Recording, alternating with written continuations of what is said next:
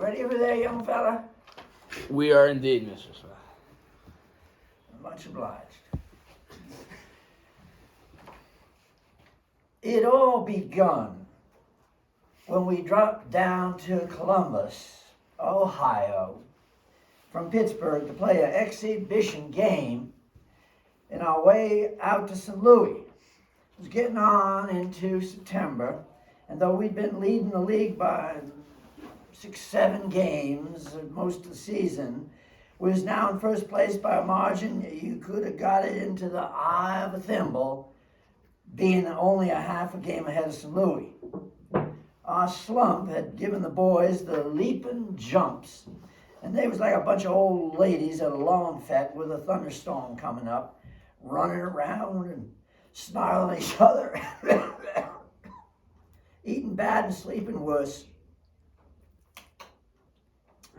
Batting for a team average of maybe 186. Half the time, nobody'd speak to nobody else without it was to bawl them out.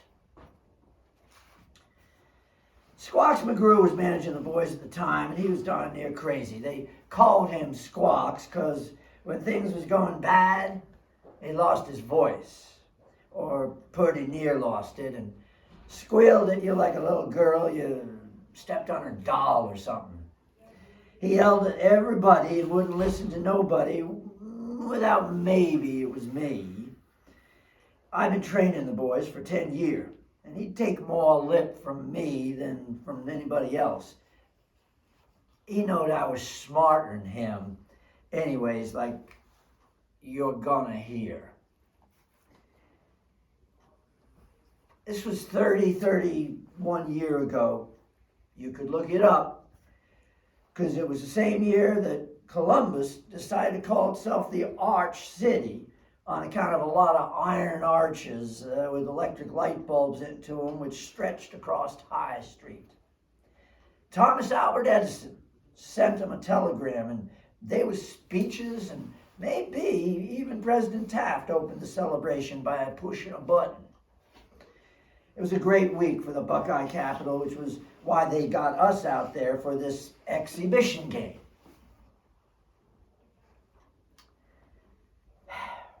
Well, we lose a doubleheader to Pittsburgh, 11-5 and 7-3, so we snarled all the way to Columbus, where we put up at the Chittenden Hotel, still snarling.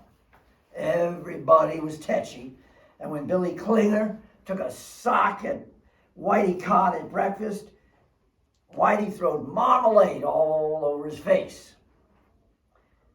Blind each other, what I care, says McGrew. You can't see nothing anyways.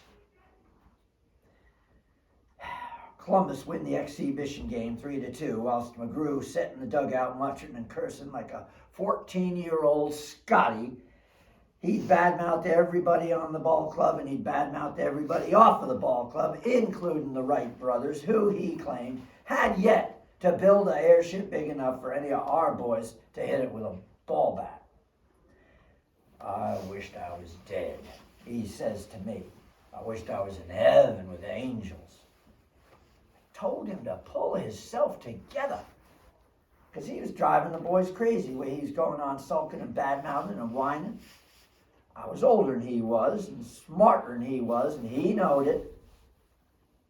I was 10 times smarter than he was about this. Pearl Dumontville.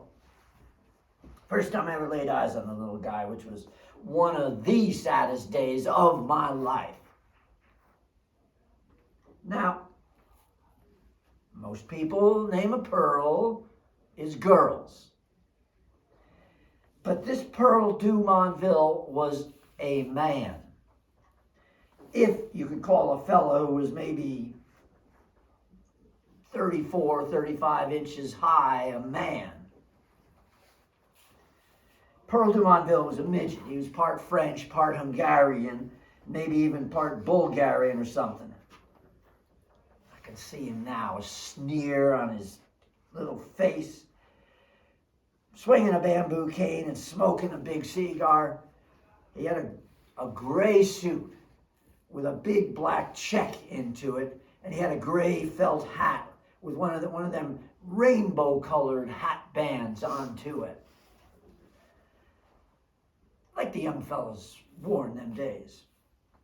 He talked like he was talking into a tin can, but he didn't have no foreign accent. He might have been 15, or he might have been 100. You couldn't tell. Pearl du Monville. After the game with Columbus, McGrew headed straight for the Chittenden bar. Trained for St. Louis, wasn't going for 3-4 hours. And there he sat, drinking rye and talking to the bartender. How I pity me, brother, McGrew was telling the bartender. How I pity me. That was always his favorite tune. So he was sitting there telling this bartender how heartbreaking it was to be manager of a bunch of blindfolded circus clowns when up pops this Pearl du Monville out of nowheres. It gave McGrew the leaping jumps. He thought at first maybe the DTs had come back on him. He claimed he'd had them once, and little guys had popped up all around him wearing red, white, and blue hats. Come on now, McGrew yells. Get away from me!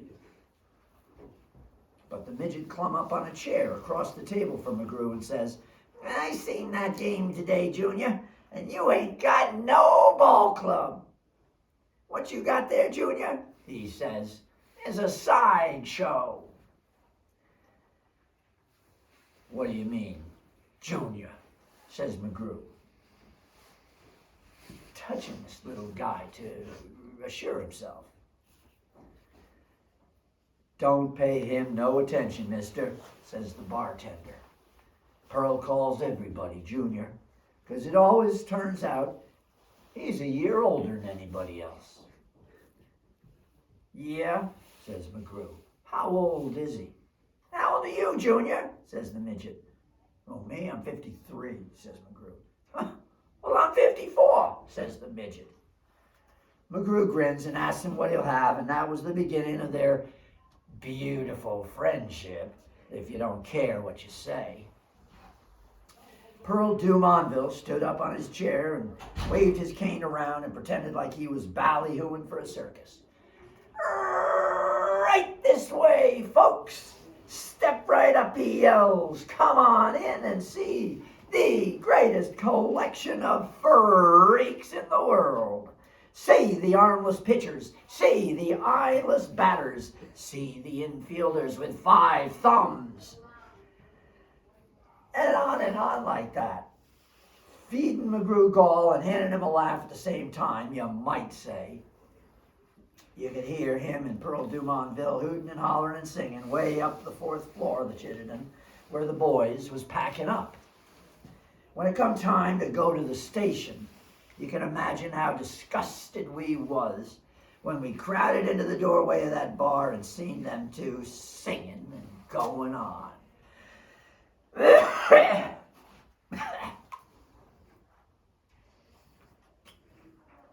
Well, says McGrew, looking up and spotting us. Look who's here. Clowns!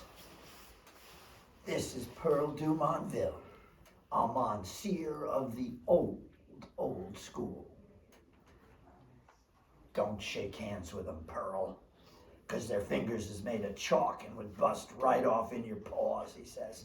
And he starts guffawing, and Pearl starts tittering, and we stand there giving him the iron eye, it being the lowest ebb a ball club manager got himself down to since the national pastime was invented. Then the midget begun giving us the ballyhoo. Come on in, he says, waving his cane. See the legless base runners. See the outfielders with the butterfingers. See the southpaw with the arm of a child. Then him and McGrew begun to hoop and holler and nudge each other till you'd have thought this little guy was the funniest guy than even Charlie Chaplin. The fellows filed out of the bar without a word and went on up to the Union Depot, leaving me to handle McGrew and his newfound crony. Well, I got him out of there finally. I had to take the little guy along because McGrew had a hold onto him like a vice, and I couldn't pry him loose. He's coming along as mascot, says McGrew, holding the midget in the crouch of his arm like a football. And come along he did, hollering and protesting and beating at McGrew with his little fists. Cut it out, will you, Junior? The little guy kept whining. Come on, leave a man loose, will you, Junior? But Junior kept a hold on to him and begun yelling. See the guys with the glass arms. See the guys with the cast iron brains. See the fielders with the feet on their wrists. So it goes. Right through the whole Union Depot. With people staring and cat-calling, and he don't put the midget down till he gets him through the gates.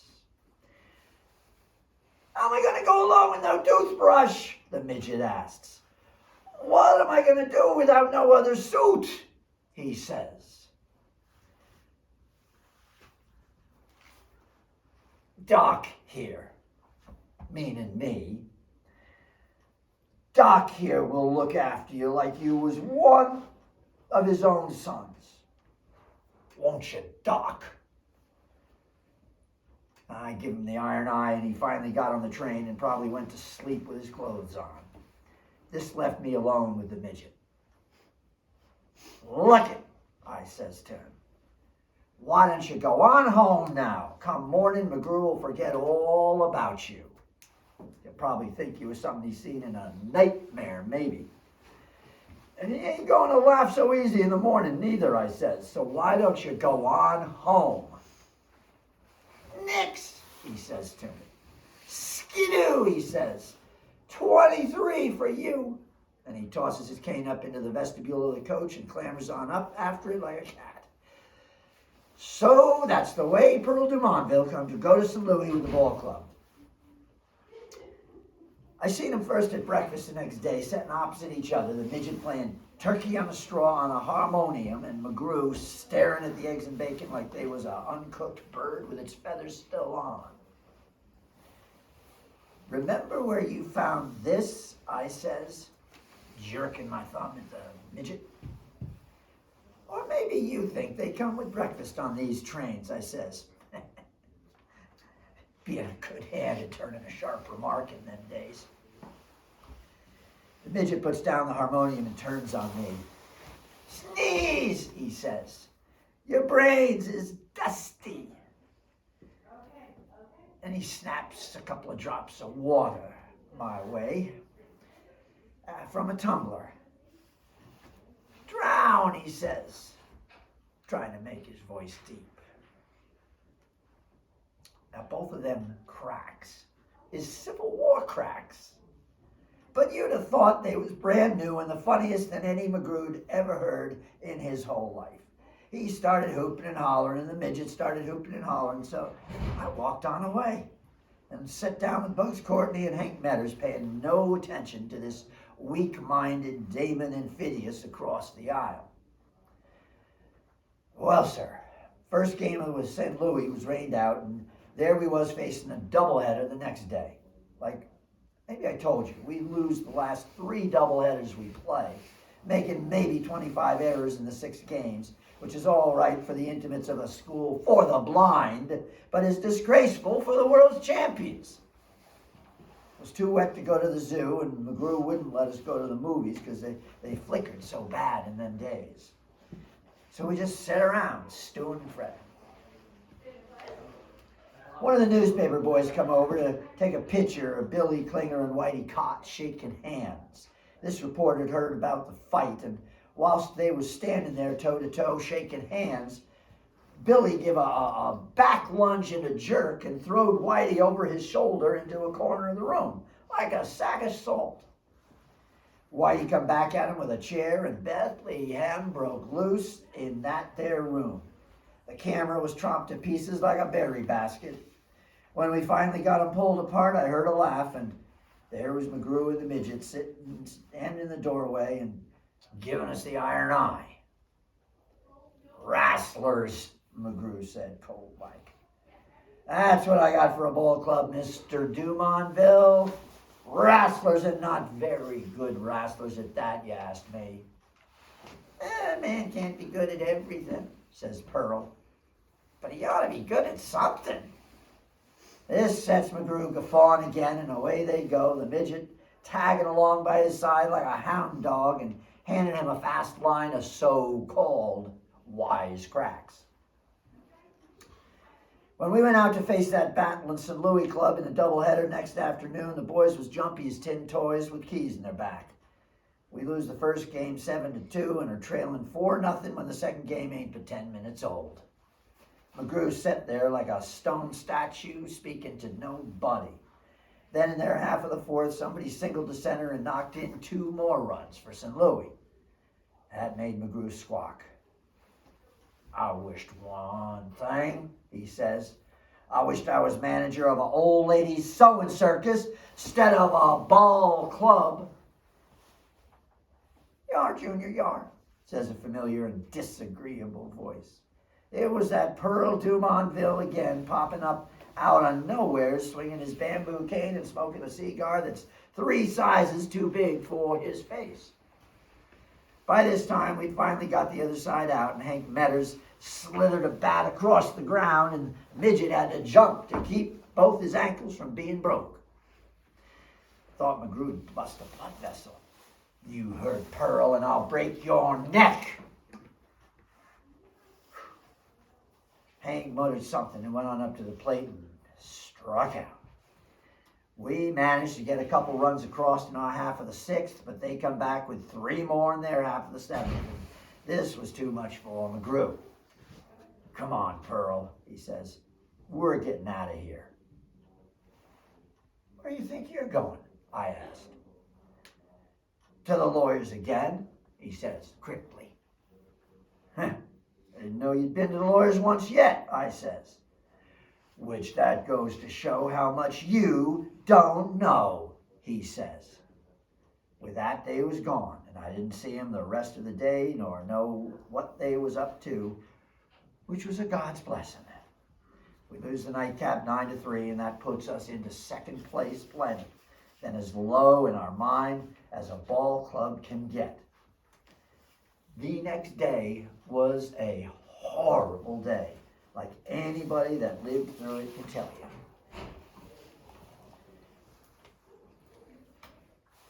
Practice was just over, and the St. Louis club was taking the field when I hears this strange noise from the stands. Sounds like the nervous whickering a horse gives when he smells something funny on the wind. It was the fans catching sight of Pearl Dumonville, like you probably guessed. The midget had popped up onto the field all dressed up in a miniature ball club uniform, socks, cap, little letters sewed onto his chest and all. He was swinging a kid's bat. And the only thing kept him from looking like a real ball player seeing through the wrong end of a telescope was this cigar he was smoking. Bugs Courtney reached over and jerked it out of his mouth and throwed it away. You're wearing that suit on the playing field, he says to him, severe as a judge. You go insulting it, and I'll take you out to the zoo and feed you to the bears. Pearl just plowed some smoke at him, which he still has in his mouth. Whilst Whitey was fouling off 4 or 5 prior to striking out, I went on over to McGrew. If I was as comic as you, I says, I'd laugh myself to death. Is that any way to treat the uniform, making a mockery out of it? It might surprise you to know I ain't making no mockery out of the uniform, says McGrew. Pearl Dumonville here has been made a bona fide member of this so-called ball club. I fixed it up with the front office by long-distance phone. Yeah, I says. I can just hear Mr. Dilworth and Bart Jenkins agreeing to hire a midget for the ball club. Oh, I can just hear him. Mr. Dilworth was the owner of the ball club, and Bart Jenkins was the secretary, and they never stood for no monkey business. May I be so bold as to inquire, I says, just what you told him? I told him, he says, I wanted to sign up a guy that ain't no pitcher in the league can strike him out. Mm-hmm, I says. And did you tell him what size of a man he is? Never mind about that, he says. I got papers on me, made out legal and proper, constituting one Pearl Dumontville a bona fide member of this former ball club. Maybe that'll shame them big babies into getting in there and swinging, knowing I can replace any one of them with a midget if I have a mind to. St. Louis lawyer I seen twice tells me it's all legal and proper. A St. Louis lawyer would, I says, seeing nothing could make him happier than having you make a mockery out of this one-time baseball outfit, I says. Well, sir, it'll all be there in the papers 31 years ago. You could look it up. The game went along without no scoring for 7 innings. And since there ain't nothing much to watch but guys popping up or striking out, the fans pay most of their attention to the goings-on of Pearl Dumontville. He's out there in front of the dugout, turning handsprings, balancing his hat on his chin, walking an imaginary line, and so on. The fans clapped, laughed at him. He ate it up. So it went up to the last of the 8th. Nothing to nothing. Not more than 7, 8 hits all told. And no errors on neither side. Our pitcher gets the first 2 out easy in the 8th. Then up come a fellow named Porter or Billings or some such name. And he lammed one up against a tobacco sign for 3 bases. Next guy up slapped the first ball out into left for a base hit, and in come the fellow from third for the only run of the ball game so far. The crowd yelled, the look of death come on McGrew's face again, and even the midget quit his tomfooling. Next man fouled out back a third, and we come up for our last bats like a bunch of schoolgirls stepping into a pool of cold water. I was lower in my mind than I'd been since the day in 1904, when Chesbro throwed the wild pitch in the 9th inning with the man on third and lost the pennant for the Highlanders. I knowed something just as bad was going to happen, which shows I'm clairvoyant, or was then. When Gordy Mills hit out to second, I just closed my eyes. I opened them up again to see Dutch Muller standing on second, dusting off his pants, him having got his first hit and maybe 20 times to the plate. Next up was Harry Leeson, batting for our pitcher, and he got a base on balls, walking on a 4th one you could have combed your hair with. Then up come Whitey Cott, our leadoff man. He crouches down in what was probably the most fearsome stanch in organized ball. But all he can do is pop out to short. That brought up Billy Klinger with 2 down, the man on first and second. Billy took a cut at 1. You could have knocked a plug hat off of this here heavyweight Carnero with it, but then he gets sense enough to wait him out. And finally, he walks 2, filling the bases. Yes, sir, there you are. The tying run on third and the winning run on second. First of the 9th, 2 men down, and Hank Metters coming to the bat. Hank was built like a Pope Hartford car, and he couldn't run no faster than President Taft, but he had 5 home runs to his credit for the season. That wasn't bad in them days. Hank was still hitting better than anybody else on the ball club, and it was mighty heartening seeing him striding up towards the plate. But he never got there. Wait a minute, yells McGrew, jumping to his feet. I'm sending in a pinch hitter, he says. you could have heard a bomb drop. When a ball club manager says he's sending in a pinch hitter for the best hitter on the club, you know, and I know, and everybody knows he's lost his hold. They're going to be sending a funny wagon for you if you don't watch out, I says, grabbing a hold of his arm. But he pulled away and run out towards the plate, yelling, Dumonville batting for Metters.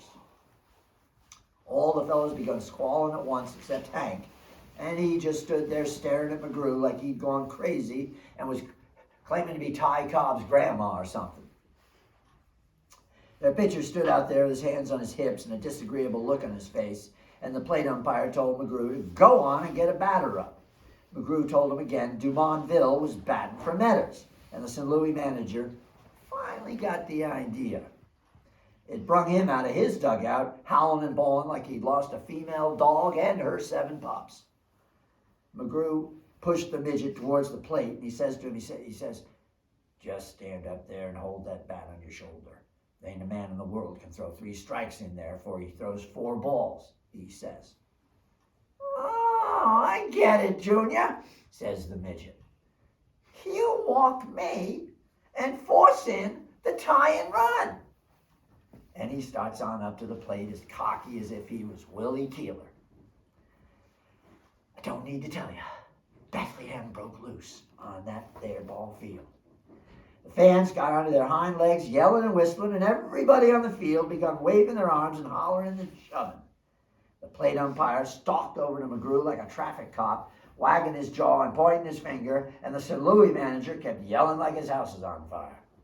When Pearl got up to the plate and stood there, the pitcher slammed his glove down onto the ground and started stomping on it, and ain't nobody can blame him. He's just walked 2 normal-sized human beings, and now here's a guy up to the plate. They ain't more than 20 inches between his knees and shoulders. The plate umpire called in the field umpire, and they talked a while like a couple of doctors seeing the bucolic plague or something for the first time. Then the plate umpire came over to McGrew with his arms folded across his chest, and he told him to go on and get a batter up or he'd forfeit the game to St. Louis.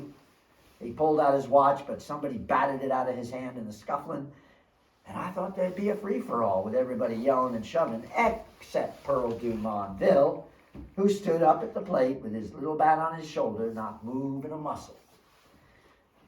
Then McGrew played his ace. I seen him pull some papers out of his pocket and show them to the plate umpire.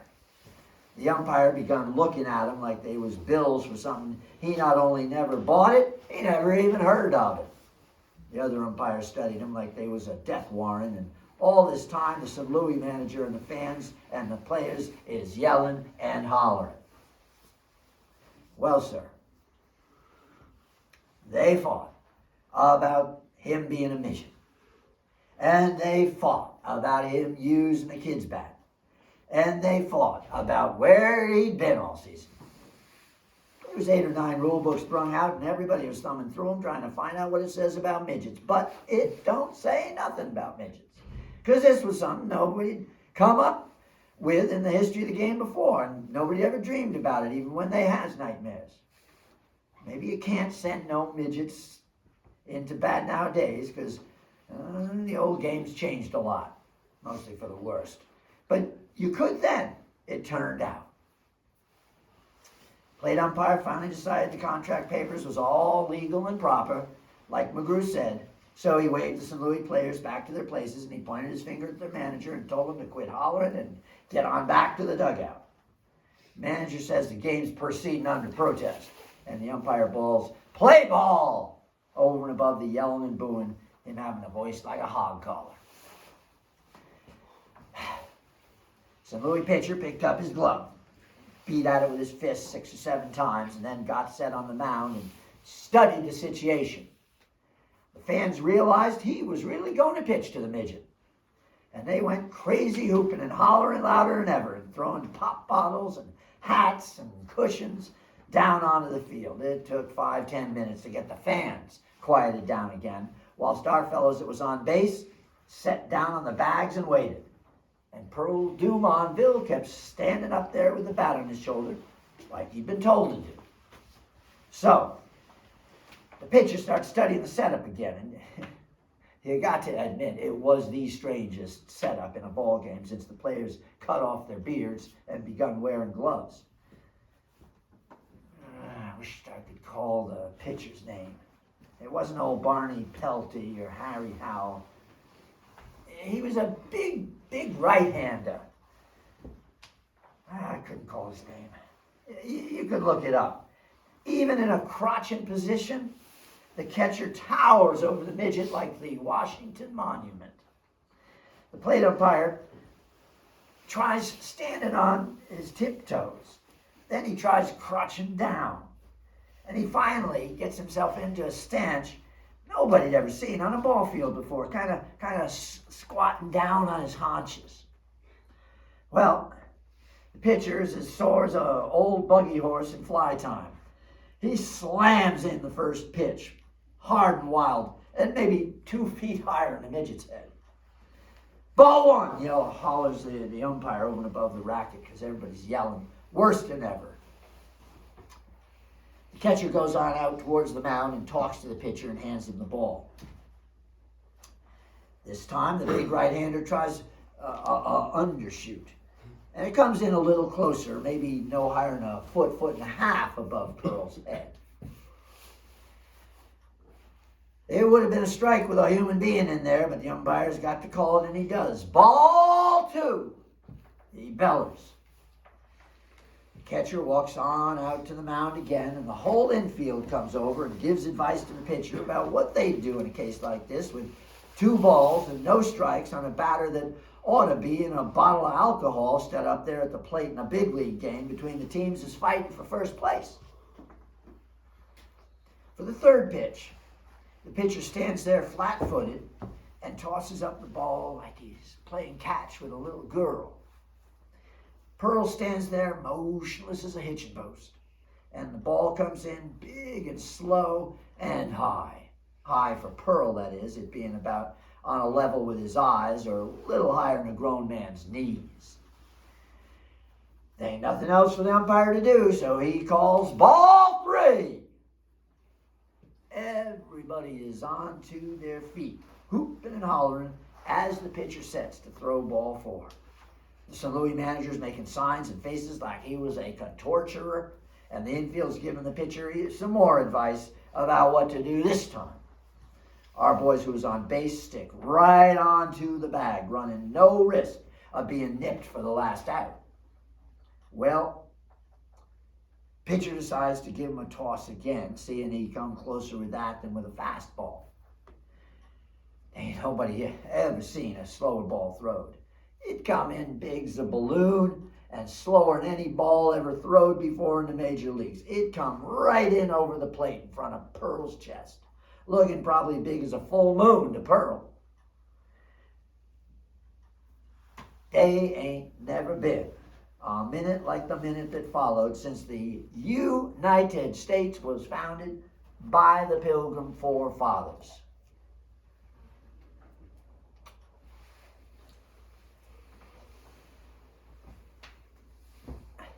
Pearl Dumontville took a cut at that ball. And he hit it. McGrew gave a groan like a pole-axed steer as the ball rolls out in front of the plate into fair territory. Fair ball, yells the umpire, and the midget starts running for first, still carrying that little bat and making maybe 90 foot an hour.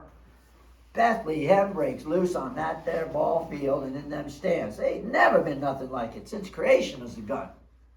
The ball's rolling slow on down towards third, going maybe 8-10 foot. The infield comes in fast, and our boys break from their bases like hares in a brush fire. Everybody is standing up, yelling and hollering, and McGrew's tearing his hair out of his head, and the midget scampering to first with all the speed of one of them little dash hounds carrying a satchel on her mouth. Catcher gets to the ball first, but he boots it out past the pitcher's box, the pitcher falling on his face trying to stop it. Shortstop sprawling after it full length and zagging it on over towards the second baseman, whilst Muller's scoring with the tying run and Leeson's rounding third with the winning run.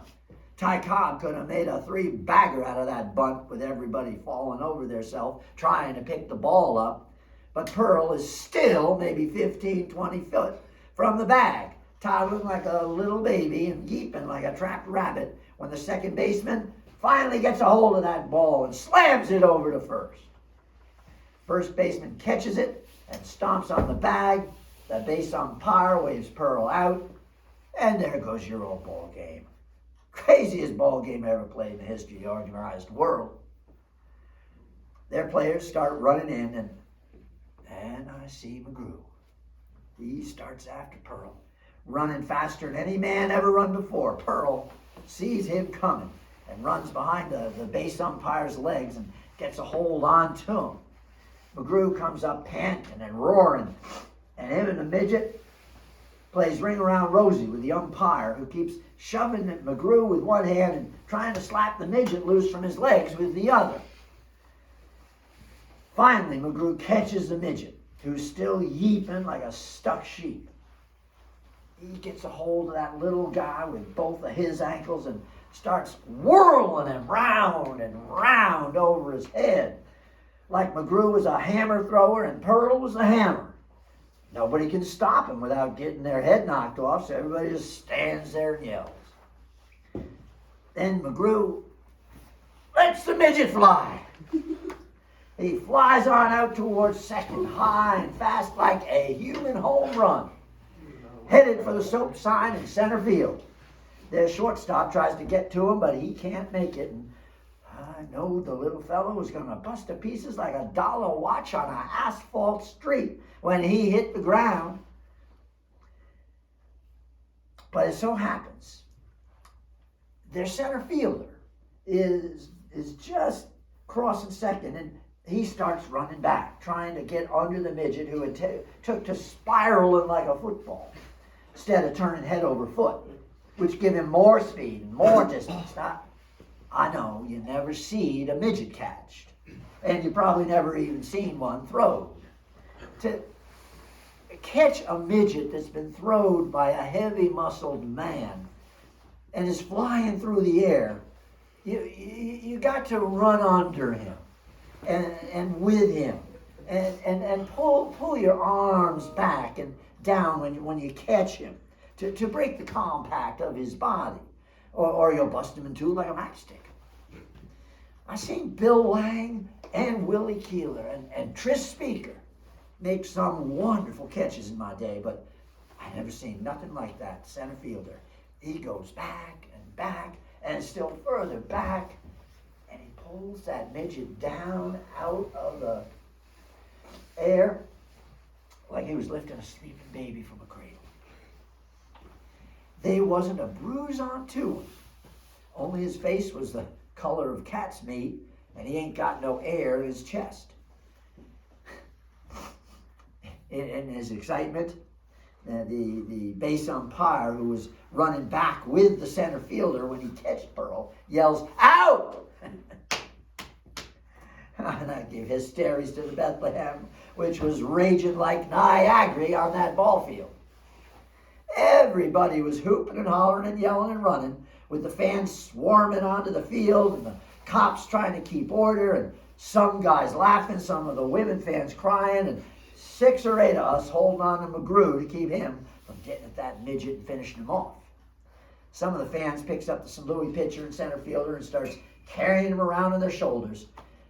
And they was the craziest goings on known to the history of organized ball on this side of the Atlantic Ocean. I seen Pearl Dumontville struggling in the arms of a lady fan with a ample bosom, who was laughing and crying at the same time. And him beating at her with his little fists and bawling and yelling, he clawed his way loose finally and disappeared in the forest of legs, which made that ball field look like it was Coney Island on a hot summer's day. That was the last I saw of Pearl Dumontville. I never seen hide nor hair of him again from that day to this, and neither did nobody else. He just vanished into the thin of the air, as the fella says. He was catched for the final out of that game, and that was the end of him. Just like it was the end of the ball game, you might say, and also the end of our losing streak, like I'm going to tell you.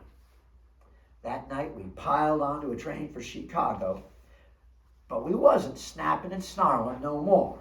No, sir, the ice was finally broke, and a new spirit come onto that ball club. The old zip come back with the disappearance of Pearl Dumontville out back of second base. We got to laughing and talking and kidding together, and for long, McGrew was laughing with us. He got a human look onto his pan again, and he quit whining and complaining and wishing he was in heaven with the angels. Well, sir, we wiped up that Chicago series, winning all 4 games, making 17 hits in one of them.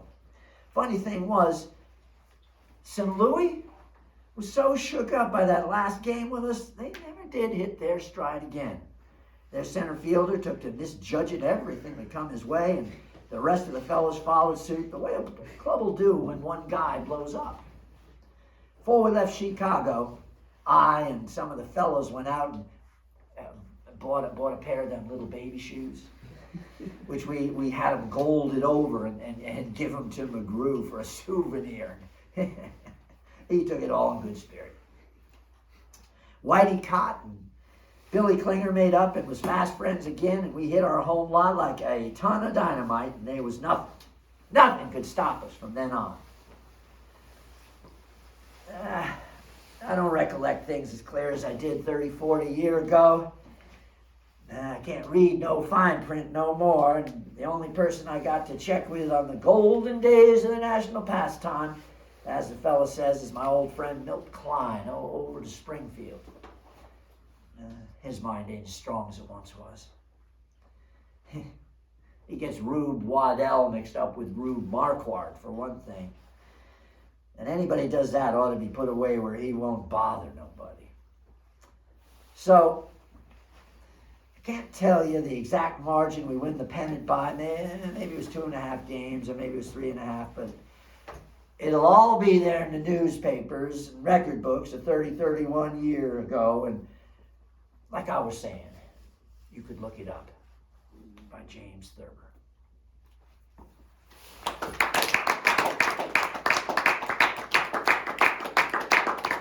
Thank you kindly. Have a great spring break. Thank you, Mr. Smith. Thank you. That was awesome. Thank you. Have a great break. Shall we leave the chair for the